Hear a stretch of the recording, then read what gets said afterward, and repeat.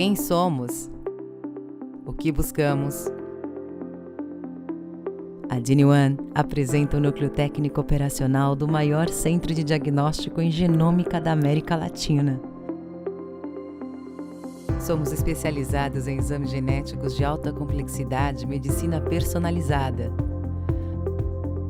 Oferecemos o melhor da medicina diagnóstica para nossos pacientes e contamos com uma equipe de especialistas em genômica, biologia molecular e bioinformática. Temos à nossa disposição o que há de mais inovador para aumentar a efetividade do tratamento e qualidade de vida dos pacientes. Contamos com equipamentos de amplificação e sequenciamento de última geração e metodologia de análise avançada.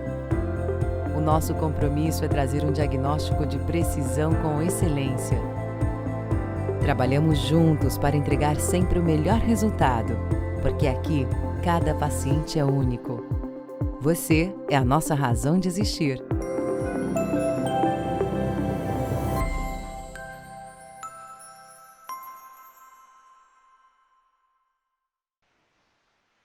Bom, boa tarde a todos. Muito obrigado pela presença de todos aqui. Final de semana eu preparei essa aula com bastante carinho para vocês. A gente vai discutir um pouquinho das particularidades de biologia molecular em câncer de pulmão. Eu sei que é um assunto muito batido, até porque acho que é a área da oncologia que mais desenvolveu nos últimos anos. E essa aula é mais uma aula do minicurso da GeneOne, que a gente está tendo durante esse período agora da pandemia, apesar de a gente estar trabalhando bastante. Amanhã a gente vai ter uma aula sobre câncer de cabeça e pescoço, e depois de amanhã a gente vai falar um pouco de pâncreas. No último slide vocês vão ver a agenda das nossas apresentações, como é que anda. Tá bom? Então, para quem não me conhece, meu nome é Cristóvão Scapulatempo Neto, eu sou diretor de patologia da DASA, estou aqui há praticamente 3 anos nessa empresa, e eu tenho um vínculo aí tanto com a molecular quanto com a anatomia patológica, apesar de meu cargo ser mais dedicado hoje à patologia, ainda na patologia molecular é onde também é uma área que eu gosto muito de transitar. Então vamos começar. Aqui, para quem quiser anotar, né, é o nosso núcleo de atendimento médico da genética. Então, aqui é um espaço, um canal que você pode ter acesso direto aos nossos médicos, discutir exames, perguntar sobre qualquer tipo de exame que vocês queiram fazer conosco ou não, ou que já tenham feito, quiserem discutir um pouco melhor. E é lógico, vocês vão ter aí meu e-mail, e sintam-se à vontade para entrar em contato comigo sempre que precisarem para a gente discutir os casos, tá bom? Bom, o que a gente sabe é que o câncer de pulmão é o primeiro câncer em incidência, né, tanto no homem quanto em mulher, sexo feminino, aliás, que mais mata, né? Esse aqui é uma foto do site do Cancer Research UK, e foi engraçado, que quando eu peguei esse mesmo site o ano passado, o survival aqui estava de 5% em 10 anos, e agora subiu para 10%. Ou seja, né, a gente já está melhorando muito como a gente está tratando o câncer de pulmão, mas uma coisa muito interessante, né? Aqueles pacientes que sobrevivem mais são aqueles pacientes mais jovens, e muito provavelmente esses pacientes mais jovens, na verdade, são os pacientes que têm alguma mutação em gene-alvo, por isso que eles têm uma maior sobrevida, né? E quando a gente olha qual foi a melhoria na sobrevida, né? Nesses últimos 40 anos, a gente pulou de 3% para 5%, ou seja, apesar de tanto que a gente evoluiu na ciência e na genética, o câncer de pulmão ainda é uma doença que mata muita gente, que apesar de todos os esforços, a gente está melhorando, talvez daqui a pouco a gente comece a ter números melhores do que esse para mostrar para vocês. Bom, a última classificação que saiu foi essa de 2015, né? A classificação da Organização Mundial da Saúde de câncer de pulmão, que ela é uma classificação que leva muito em correlação com a imagem, alterações moleculares e também dados de oncologia clínica, ou seja, aspectos moleculares desses tumores. enfatiza muito a necessidade de adequada classificação histológica dos tumores, né? Nos dias de hoje, não é aceitável mais é, aquele diagnóstico que a gente costumava dar alguns anos atrás, né, que os oncologistas eram a única coisa que eles queriam saber, se isso era um carcinoma de pequenas células ou um carcinoma de não pequenas células. Bom, quando a gente fala na frequência dos subtipos histológicos de câncer de pulmão, a gente sabe que 15% são carcinomas de pequenas células, são carcinomas neuroendócrinos, geralmente são tumores mais centrais, tumores que estão associados, íntima associação com tabagismo. A gente sabe que responde muito bem inicialmente à quimioterapia, mas depois eles recidivam de uma forma muito rápida e o paciente vai a óbito também de forma rápida. Por contrapartida, 85% dos tumores são carcinomas não pequenas células, né? Desses, 30% são carcinomas de células escamosas, ou seja, a gente diminuiu muito, né? Se a gente pegar, sei lá, algumas décadas atrás, esse número é muito maior, porque a gente diminuiu também o número de fumantes, mas 70% são não escamosos, e ainda desses não escamosos, principalmente quando a gente fala de adenocarcinoma, uma boa parcela também está associada ao tabagismo. Tá? Quando a gente pega dos carcinomas não escamosos, 10% são carcinomas de grandes células, né? Carcinoma neuroendócrino de grandes células. Assim, na nossa vivência, a gente vê que é muito menos, né? Esse é um diagnóstico raríssimo da gente dar hoje com a evolução da imunohistoquímica, isso acabou sendo um diagnóstico de exclusão, né, no seu neuroendócrino de grandes células, que é muito raro também da gente ver. E, lógico, quando a gente fala de adenocarcinoma, a gente tem os tipos mistos, aqueles tumores lipídicos, que podem ser mucinosos ou não mucinosos, acinários, papilíferos, micropapilíferos e sólidos. A gente sabe que, em relação ao subtipo histológico, existe um prognóstico diferente, né? A gente sabe que aqueles predominantemente lipídicos, ou in situ, ou minimamente invasivos, são os tumores que vão muito bem, e caindo num grupo intermediário, esses acinários e papilares, e aquele no grupo de pior prognóstico, os micropapilíferos e os carcinomas sólidos produtores de mucina. Bom, então, qual que é a importância da gente classificar adequadamente os tumores, né? Não só falar que é um carcinoma de pequenas células, um carcinoma não pequenas células. O que a gente sabe é que quando você, dentro do diagnóstico dos adenocarcinomas, a gente tem uma série de mutações diferentes, né? A gente tem uma série de genes com mutações. Se a gente pegar aqui o mais comum é o EGFR, aliás, é o Carras primeiro, né? Depois é o GFR e assim por diante. E o que a gente vê é que, tirando o Carras, o EGFR, todas as outras mutações, os outros genes, estão mutados numa frequência muito pequena, tá? Existe alguma associação entre subtipo histológico e frequência de mutação, mas a gente não deve levar isso ao pé da letra, porque existe muita falha se a gente segregar subtipo histológico e pensar em mutação. A gente sabe que aqueles mucinosos costumam ter mais mutação de Carras, aqueles tumores que têm um aspecto de anel de Sinnett, aqueles lá costumam ter mais alteração em ALK ou ROS e assim por diante.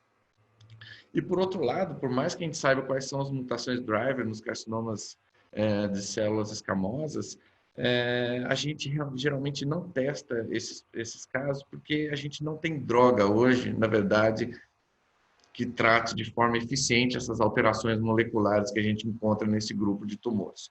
Por outro lado, a gente sabe que os carcinomas de células escamosas são tumores que também têm íntima associação ao tabagismo, geralmente e por ter associação com tabagismo, ele tem uma carga mutacional mais alta, e são tumores que respondem melhor à imunoterapia e a combinação, né, que geralmente faz com carboplatina, taxano e um anti-PDL1 ou PD1.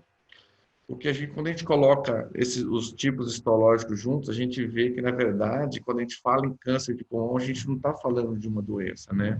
Porque cada subtipo, cada gene mutado confere características peculiares, né, de tratamento, de incidência e de frequência para esses pacientes, o que, na verdade, a gente sabe que hoje, quando a gente fala de carcinoma de pulmão, principalmente quando a gente fala de adenocarcinoma, a gente está lidando com múltiplas doenças raras. E quando a gente olha essa figura, é assustador, né? Como para cada gene, a quantidade de drogas que a gente tem, que já estão aprovadas, ou que estão em estudos fase 2, fase 3. Então, esse é o grande alento, né? Essa é a grande esperança. Quando a gente olha, o álcool é um grande exemplo, né? Que tudo começou com a história do crisotinib, e que a gente já tem drogas muito mais potentes no mercado, e a gente sabe que à medida que esse paciente, às vezes, vai criando resistência, a gente pode intercambiar drogas, e isso faz com que a gente consiga aumentar muito a sobrevida desses pacientes. Mas a gente só vai conseguir indicar uma droga dessa, seja essa droga esteja aprovada ou não, se a gente testar, né? Então, quando a gente olha o número de alvos que eu tenho aqui, e se a gente pensar em fazer esses testes todos separados, a primeira coisa que vem na nossa mente é, putz, quão caro vai sair isso? E dois, eu não tenho tecido para fazer tudo isso. Então, toda vez que a gente pensa em adenocarcinoma de pulmão, a gente pensa sempre em duas coisas. Eu preciso ter o PDL1, que ainda é um marcador importantíssimo para guiar a estratégia de imunoterapia, e eu preciso ter um painel onde eu vou testar todas essas mutações com a mínima quantidade de DNA e RNA possível.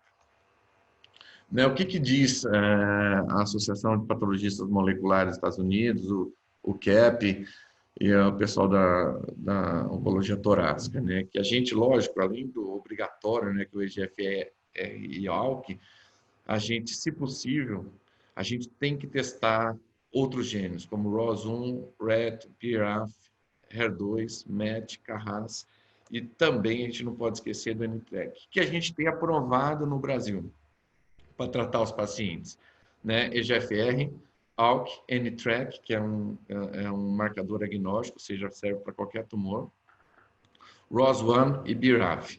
A gente ainda não tem, se eu não me engano, posso estar enganado, drogas ainda aprovadas para tratar RET, HER2, MET e CARRAS. Mas o que acontece é que esses genes, a gente já tem muito estudo já em fase 3 ou 3 ou 4, ou seja, quando você testa e você acha uma alteração, aumenta muito a chance de a gente colocar um desses pacientes em um trial que esteja aberto no nosso próprio país.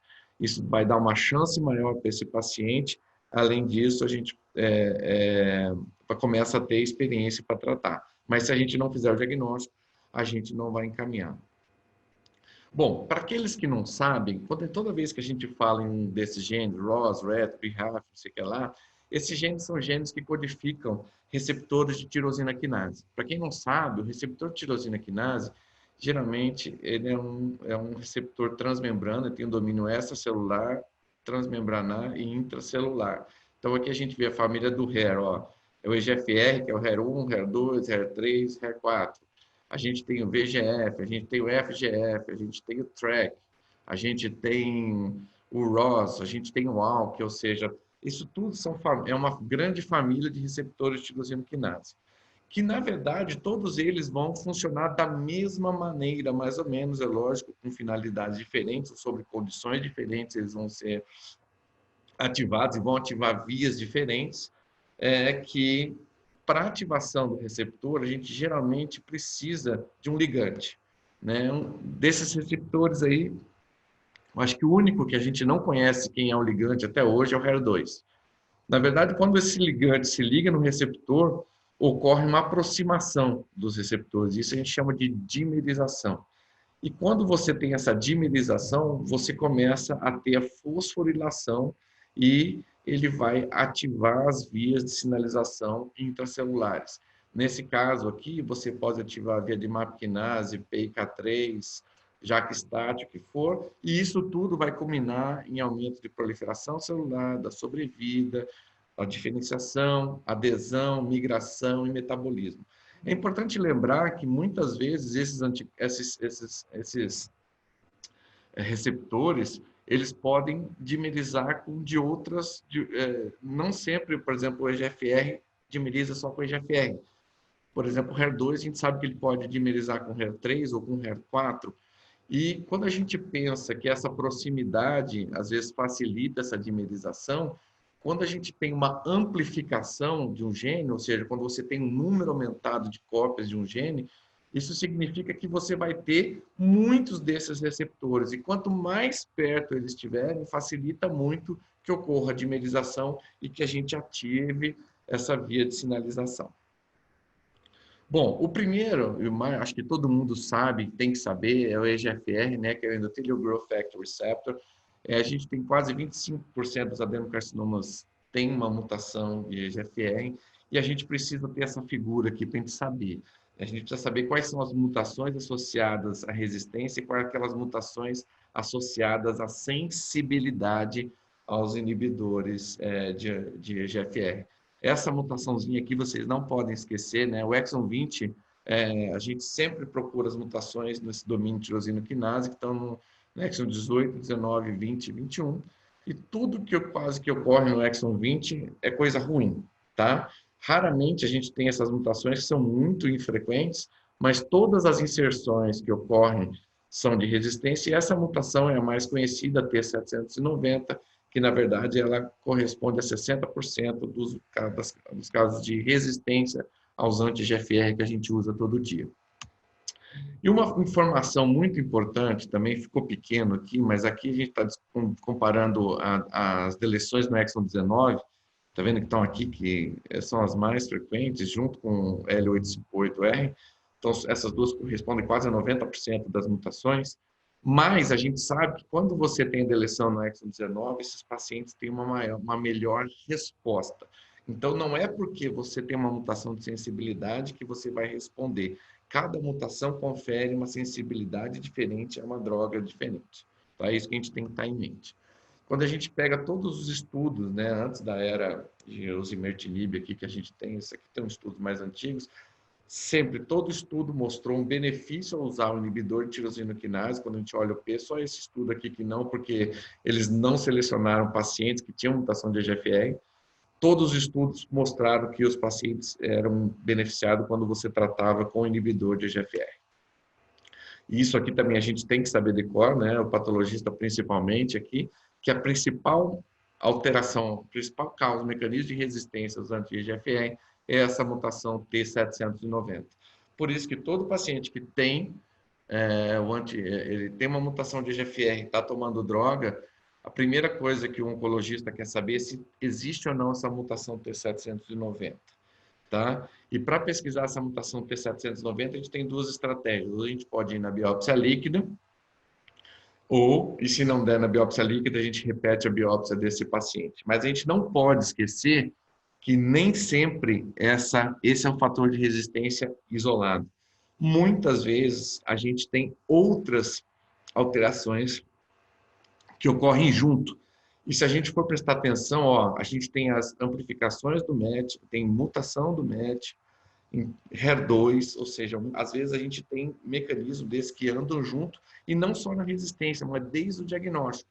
Então, se você não faz um painel e só testa o EGFR e pega uma mutação, você pode começar a tratar esse paciente e ele não vai responder. Quando você vê depois, não respondeu por quê? Porque ele também tinha mutação HER2, ele tinha amplificação de MET, ele tinha amplificação de CEMIC. Por isso que é muito mais lógico a gente afiar direitinho o machado e fazer um painel diagnóstico para a gente entender com que doença está lidando. E aqui, vocês têm que saber o nome dessa droga também, porque assim, essa é a única droga do mercado que realmente trata essa mutação, a T790, essa droga chama osimertinib, é um inibidor de terceira geração, que ela funciona tanto para aqueles pacientes que já foram tratados e também como primeira linha, foi a única droga, o único desse inibidor, junto com a fatinib também, que aumentou a sobrevida desses pacientes. Só tem uma diferença, gente, essa droga custa quase 10 vezes mais do que um inibidor de primeira geração. Por isso que é difícil que a maioria dos pacientes comecem o tratamento tomando essa droga.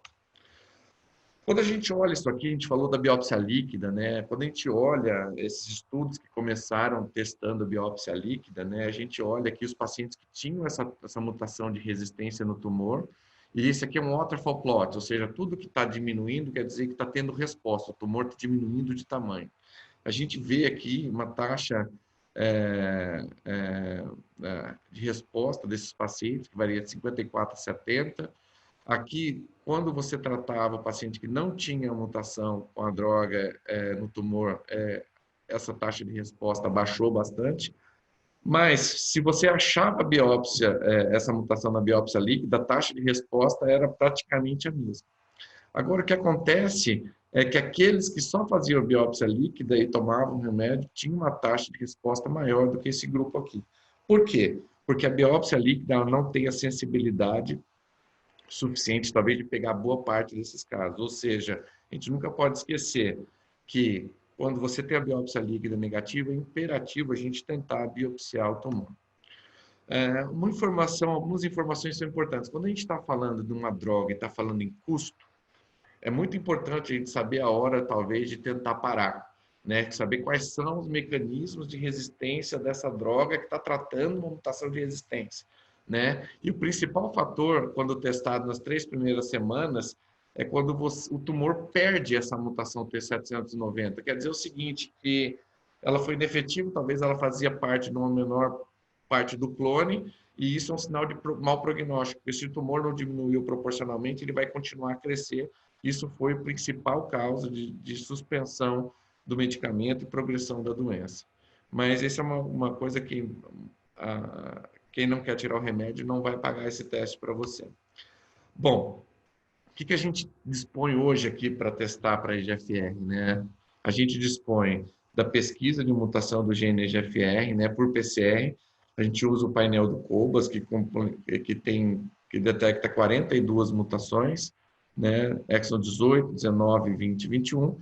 E, logicamente, naquele painel, a gente tem um painel NGS aqui, que a gente pega todas as mutações importantes de EGFR, no painel de 52 genes.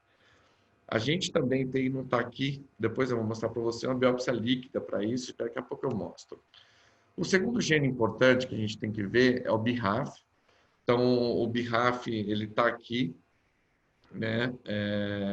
Ele corresponde a 1 a 4% dos tumores de pulmão, dos adenocarcinomas, e a gente sabe que as mutações em BRAF ocorrem no exon 11 e 15, e a que nos importa de verdade é a V600, ela está no exon 15.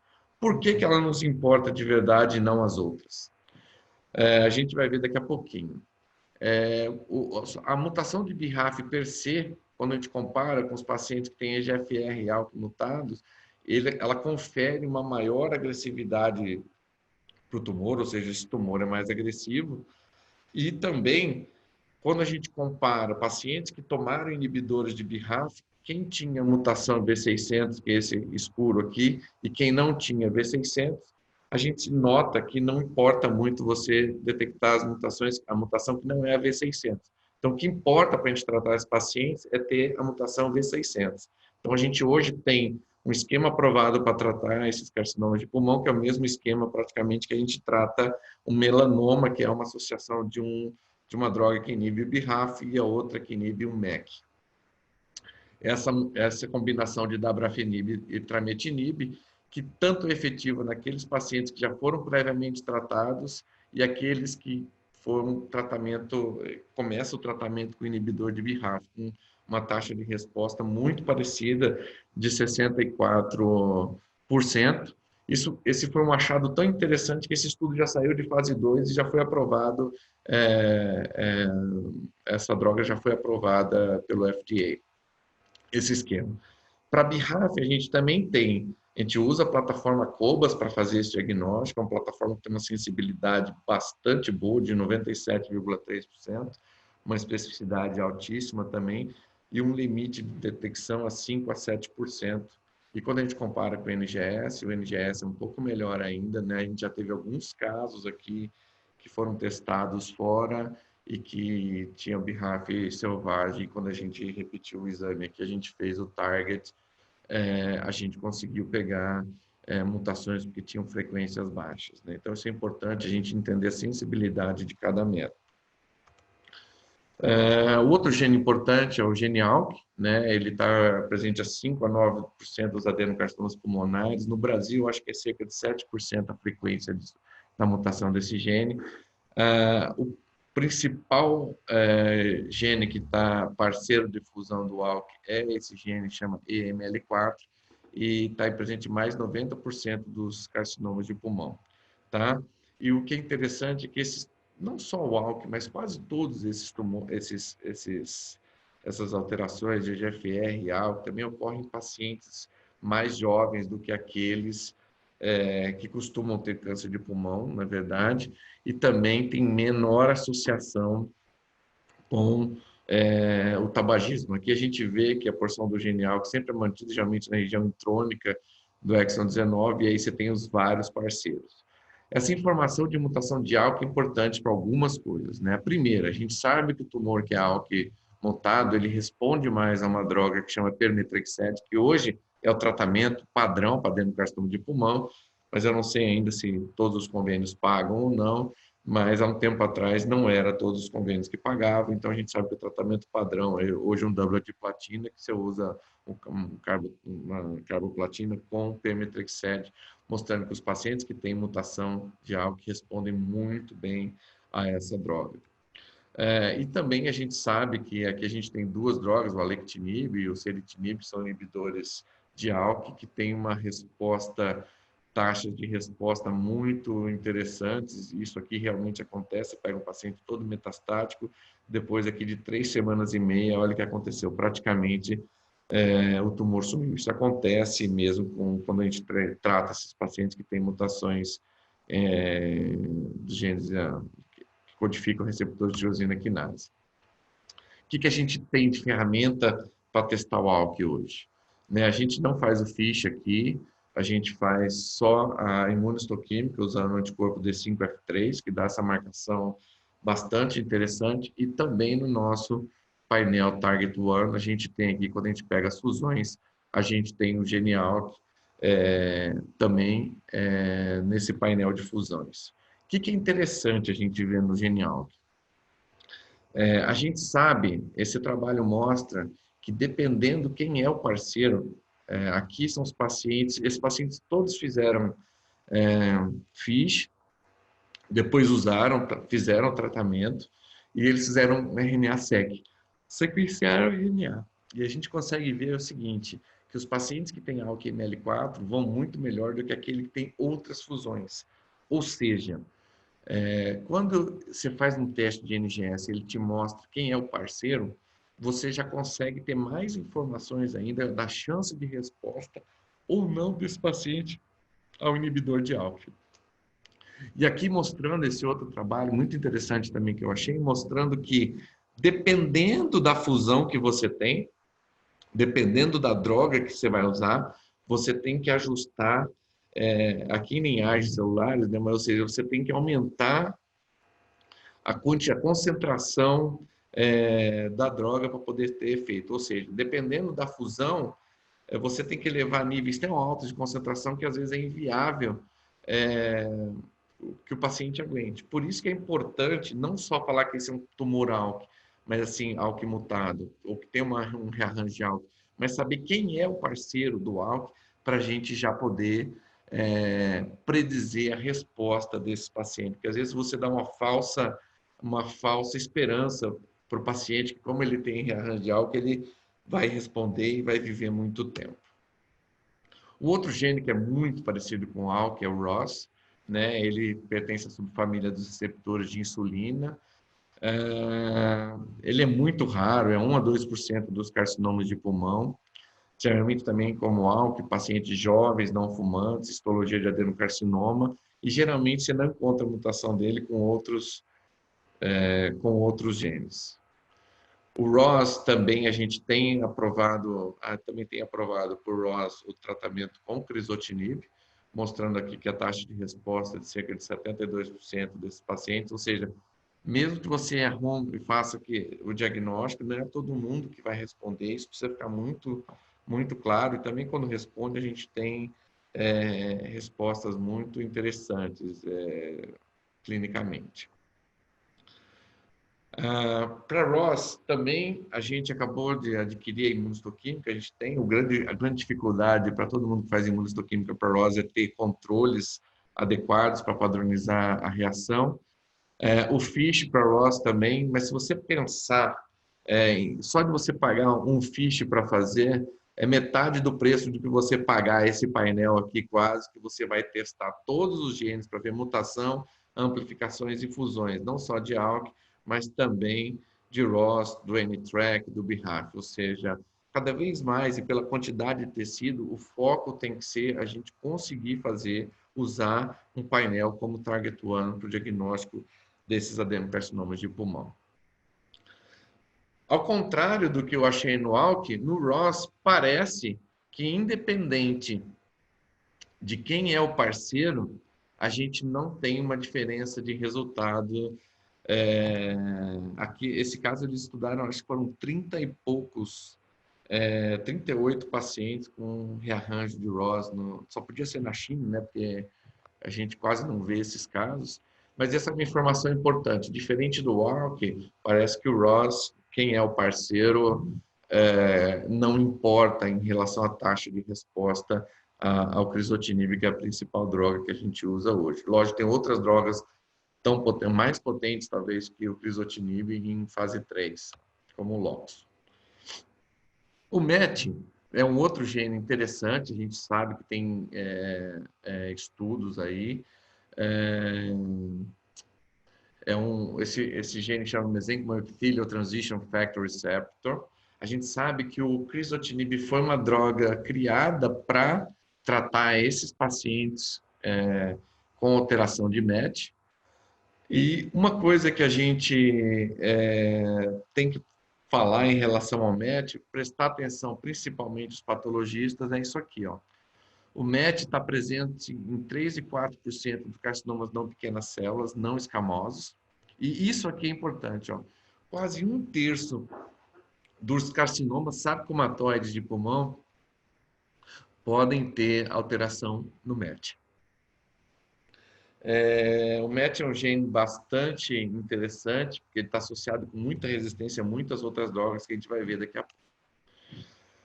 A gente sabe que a amplificação do MET está associada com pior sobrevida, assim como a mutação conferindo uma maior agressividade desses tumores.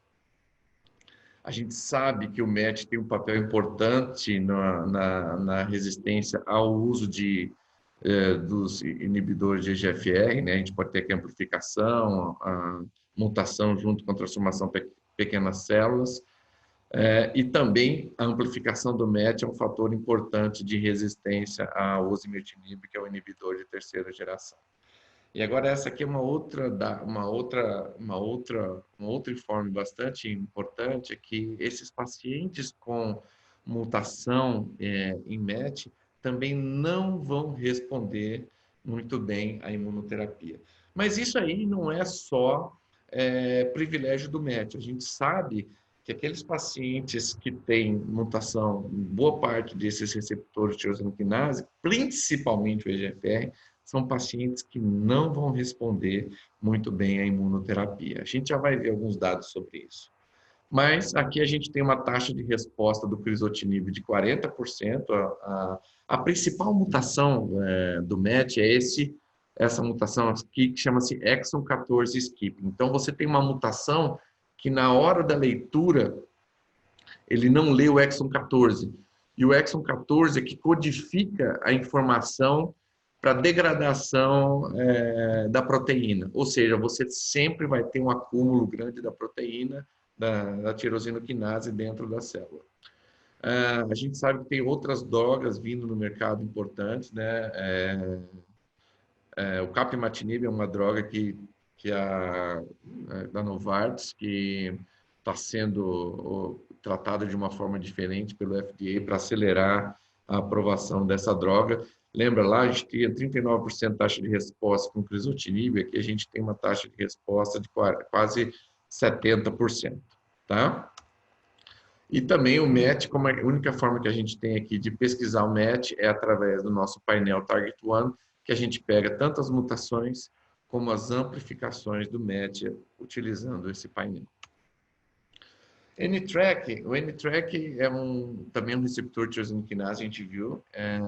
Ele é um gene importante neurogênese, né? Então a gente tem uma abundância de expressão no sistema nervoso central, mas que ele está alterado numa série de tumores com frequências diferentes, né? A gente sempre tem que lembrar daqueles tumores onde tem uma frequência maior, né? Que são os carcinomas secretórios da mama, aqueles carcinomas análogos a tumor de mama de glândula salivar, fibrosarcoma infantil, a gente teve um caso ano passado aqui, é, nefroma mesoblástico e carcinoma secretor da mama, eu já falei. Qual que é a particularidade aqui em pulmão? Boa parte das alterações de NTRK a gente tem no NTRK1, que corresponde a 3% mais ou menos. Ou seja, é muito pouco. Na verdade, a gente vê que é um pouco menos do que 3%. NTRK2 aqui foi menor ainda, 0,2% está alterado em câncer de pulmão. Mas a grande vantagem é que a gente tem droga aprovada que tem uma taxa de resposta de quase 80%, ou seja, é mais uma informação. Se eu não procurar, eu não vou ter acesso à droga, ou seja, eu não vou ter a chance de ter uma melhoria de vida, pelo menos por um tempo razoável. Né? É importante saber que o N-Track, né, a gente também tem a gente faz a pesquisa do N-Track por imunistoquímica, a gente tem o PanTrack, na verdade, que pega track A, B e C, que é o nome das proteínas que a gente dá codificadas pelo gene N-Track 1, 2 e 3, e não existe nenhuma associação com morfologia, ele pode ocorrer em adenocarcinoma mucosecretor, em tumor neuroendócrino, não existe uma associação com um tipo histológico para a gente encontrar essa alteração. Só para vocês terem uma ideia como é raro, no Memório, que eu acho que foi no Memório, eles pesquisaram quase 5.000 tumores de pulmão e acharam 11 com alteração de NTRK. E lembrar que tumor sólido a gente pode usar imunistoquímica, mas em glioma não, porque sempre marca positivo, principalmente a gente lembrar dos gliomas, astrocitoma pilocítico, os gliomas infantis, a gente tem que fazer essa pesquisa por fusão, por NGS ou por FISH. Né? No nosso caso, a gente faz também no Target Pan. Você viu que tudo que você precisa para indicar uma terapia para câncer de pulmão, basicamente a gente tem no Target One, que é um painel que funciona super bem, precisa de 10 nanogramas de DNA e tem um prazo de entrega de 10 dias corrido, que é muito fácil e é um teste barato, custa algo em torno de R$ 3.700. Um outro gene é o gene RET, também isso aqui a gente a gente tem droga em estudo, ainda não está aprovado o tratamento por RET. O RET ocorre com muita frequência em câncer de tireoide e também em câncer de pulmão. Tá? No câncer de pulmão, o que a gente tem são as fusões, no câncer de tireoide, o que a gente costuma ter são as mutações de RET. E a gente tem uma droga, que é essa droga, LOX 292, que veio para ser talvez uma droga agnóstica também, para que todos aqueles casos que têm alteração em RET. Então, a gente já pegou aqui alteração em RET em tireoide, a gente já pegou alteração em RET em câncer coloretal, em pulmão a gente não pegou aqui ainda, mas isso abre de novo aquela necessidade de testar para achar, para poder tratar. Bom, quando a gente fala em câncer de pulmão, né, a gente dá uma olhada aqui, alguns anos atrás, né, esse é um trabalho clássico mostrando diferentes esquemas, né, de quimioterapia, né, platina com taxano, platina com gemcitabina, platina com taxano, e a gente olha o seguinte, todos os pacientes com câncer avançado de pulmão, e independente do esquema que você usava, a sobrevida mediana desses pacientes era em torno de 8 meses. E quando a gente olha essas curvas aqui, ó, como elas começam a se separar de acordo com o tumor ter ou não sido tratado com terapia-alvo, de acordo com as alterações moleculares, a gente pulou de 8 meses para quase 3 anos e meio. A gente sabe que existem alguns tumores que, principalmente aqueles tumores ALK positivos, que esses pacientes são manejados por mais de 5, 6, 7 anos. Você não vai curar, mas você consegue manejar esse paciente por muitos anos. né? A gente tem para pulmão uma biópsia líquida, que pode ser esse painel de pulmão e cólon, que ela, na verdade, essa biópsia só vê mutações. Então, ela vê as mutações de EGFR, Carras, NRAS e o BRAF. E a gente tem um painel de 14 genes acionáveis que detecta mutações só nos genes BRAF, EGFR, HER2, HRAS, DH1, 2, JAK2, KIT, Carras, MET, NRAS, PDGFR, PIK3 e ROS. Então, essa aqui é uma biópsia que a gente também pode oferecer para os pacientes com câncer de mama avançado, principalmente aquelas pacientes que só têm metástase óssea. A gente precisa buscar mutação de PI3K se a gente não tem o tumor primário para testar, né, para tomar, fazer uso do Opelizib, que é o inibidor de PI3K que a gente tem no mercado. E, logicamente, a gente trabalha muito com a Guardian 360, que é uma biópsia líquida que pega 74 genes. Alguns genes são sequenciados completamente na biópsia líquida. Aqui é importante a gente ver o ATM, BRCA1, BRCA2, são genes de recombinação homóloga, então são muito importantes a detecção de mutação desses genes, né, ATM, BRCA1, BRCA2, talvez para indicação também de inibidores de PARP e alguns outros tumores que não sejam de pulmão, né, pâncreas, próstata, mama e ovário. Então, eu acho que a biópsia líquida mais validada no mundo, ela, além das 74 mutações que ela vê, as mutações pontuais, ela também detecta amplificação em 18 genes e fusão em 6 genes. Todos os genes que a gente precisa para câncer de pulmão, basicamente, estão aqui, né? O ALK, o TRAC, o ROS, o RET, e também aqui o FGFR2 e 3, para aqueles que gostam de tratar câncer de bexiga invasivo. Além disso, também já vem com o diagnóstico se tem ou não estabilidade de microsatélites, esses tumores. Esse dado aqui é importante, gente. Quando a gente olha a biópsia líquida, aqui são 2 trabalhos americanos que estudaram sistemas de saúde privados, que eles mostram que, primeiro, que a gente testa, mesmo nos Estados Unidos, testa menos do que a gente gostaria. Aqui, ó, nessa casuística aqui de 2017, 2018, 1.200 casos, menos de 60% dos casos foram testados para EGFR. E quando a gente olha esses números tão baixos, né, e a gente olha, mesmo desses pacientes com EGFR positivo, 43% desses pacientes tiveram acesso ao tratamento. Quando a gente olha esses números, a gente questiona, mas por que, né, nos Estados Unidos, um sistema rico, né, por que demorou tanto, né, por que a gente não testa todo mundo e mesmo aqueles que são testados não têm acesso à medicação? A resposta é basicamente o que a gente já sabe, né, porque às vezes a gente tem pacientes que não têm capacidade de ser submetido a uma biópsia, não é qualquer um que aguenta uma biópsia de pulmão guiada por tomo, não é qualquer um que tem acesso a uma biópsia por tomo, não são todas as biópsias que tem material, que você consegue dar um diagnóstico até histológico, e quando você parte para a imunistoquímica, depois você não tem material também nessas biópsias para fazer o teste molecular. E aí existem os outros problemas, né? Que o cara não vai ter acesso ou o problema analítico em si que é muito baixo.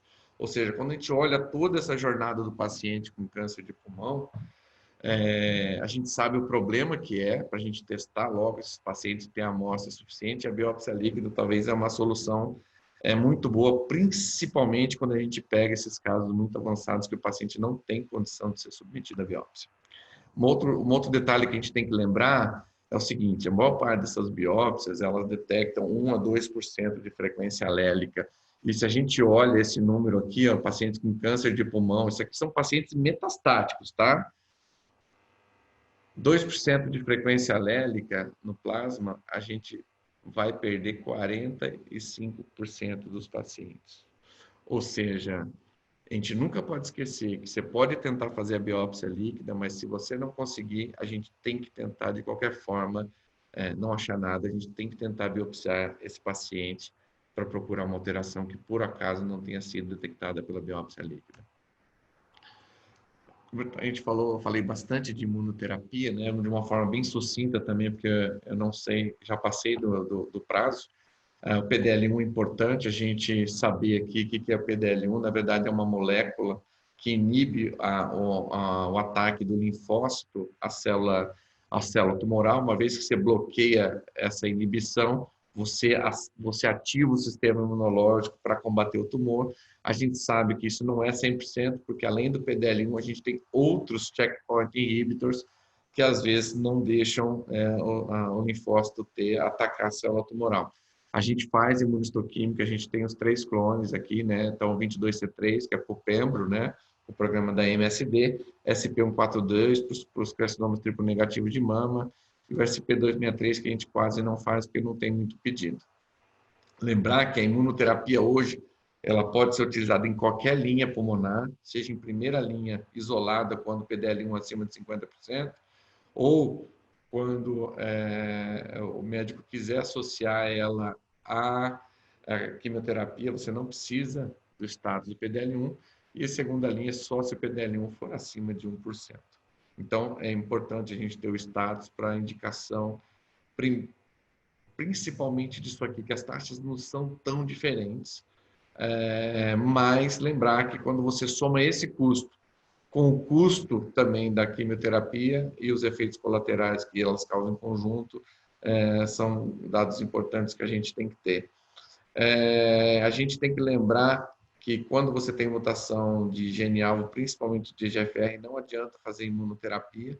A gente olha aqui pacientes que tiveram mutação de EGFR e depois fizeram imunoterapia, eles não foram bem, eles responderam melhor aquele grupo que tomou o taxano, que é a quimioterapia que a gente usa para carcinoma de células escamosas, ou seja, se a gente não testar esses pacientes, gente, se você não fizer um painel para testar esses genes e você começa a dar imunoterapia para esses pacientes, você pode estar fazendo um mal enorme, que esses pacientes não vão ser adequadamente tratados, porque vocês vão tomar, o paciente vai fazer imunoterapia, tá? Então, aqui os anticorpos que a gente usa, de novo, o Target One, essa combinação de PDL1 e Target One é o básico. Eu acho que a gente precisa hoje para saber com que doença está lidando e como tratar os nossos pacientes da melhor forma. E uma vez que você decide tratar, existe também esse teste, que é o Signatera, que é um teste de monitoramento molecular. Qualquer tumor sólido ele serve, que você pega um pedaço do tumor, um bloco de parafina, um tubo de sangue do paciente, faz um exoma, ou seja, sequencia todos os exons, você tira as mutações que estão presentes no germinativo e pega só aquelas mutações que são somáticas, e delas a gente consegue escolher as mutações truncais ou fundadoras, ou seja, aquelas mutações que estão presentes desde a etapa inicial de carcinogênese. E aí desenhar um ensaio de 16 mutações específico para aquele paciente, que você pode, como você faz um CEA, um CA125 a cada 6 meses ou 3 meses, fazer essa biópsia líquida para acompanhar a resposta desse paciente. E a gente já viu que para câncer de cólon, mama, pulmão e bexiga, os resultados são fantásticos. Todos aqueles pacientes que têm biópsia líquida positiva vão mal, ele tem um valor preditivo positivo de 98%, ou seja, se você operou, mas está lá a mutação ainda, esse paciente tem doença, ele vai recorrer. No caso do câncer de pulmão, a gente consegue detectar a recidiva 4 meses antes de você conseguir detectar essa recidiva pelo PET ou pela tomografia. E é um exame, como a gente estava falando de 1% de sensibilidade, né, lá na biópsia líquida, aqui ele chega de 0,01 a 0,1%, ou seja, tem uma extrema sensibilidade. Ele não serve para indicar terapia, mas ele serve para indicar seu paciente como é que está acompanhando o seu tratamento, se ele está zerado, ou seja, se o tratamento foi efetivo, ou se ele está subindo a carga mutacional, que quer dizer que seu paciente está indo muito mal com o tratamento que você está dando e você pode mudar esse tratamento mais precocemente. Por último, né, a gente falou muito tempo sobre TMB, né, que é a Tumor Mutation Burden, que é a carga mutacional do tumor.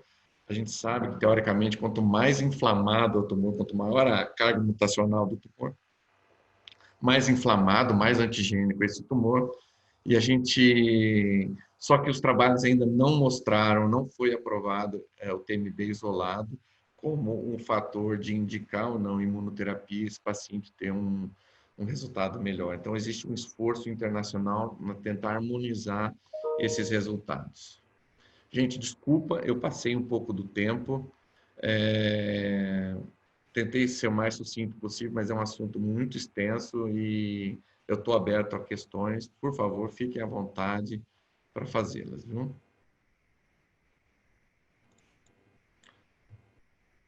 O Target One aqui, estão me perguntando aqui, uma pergunta aqui que é do Cristiano, o Target One, o valor dele hoje é R$ 3.700. Mais alguma pergunta, gente? Hã? Podem perguntar o que quiserem. O chat aqui, vamos ver. Olá, Cristóvão, acho que você...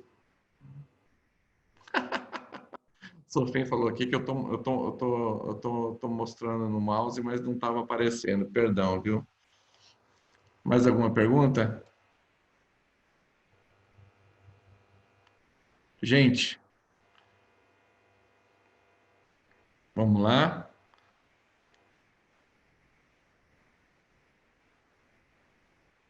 Bom, eu acho que era isso. Bom, vocês têm meu e-mail, cristovão.neto@altadiagnósticos. Fiquem à vontade para fazer perguntas. A Karina vai colocar um QR Code, Karina, para as pessoas avaliarem a aula. Isso. Pessoal, use seu celular, capture esse QR Code aqui, avaliem como é que foi a qualidade da informação. Amanhã, não se esqueça que a gente vai ter aula com o Dr. Felipe também, biomarcadores de tumor de cabeça e pescoço. Eu vou falar um pouquinho de tireoide, mas o show é do Felipe amanhã.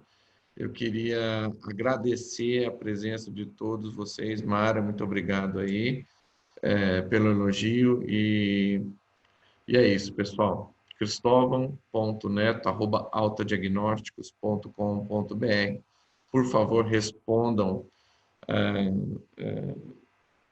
a pesquisa de satisfação, porque isso é muito importante para a gente continuar organizando nossas aulas, que são preparadas sempre com muito carinho para todos vocês. Tá bom? Um abração. Respondem depois, podem deixar a reunião e amanhã tem mais, às 5 horas também.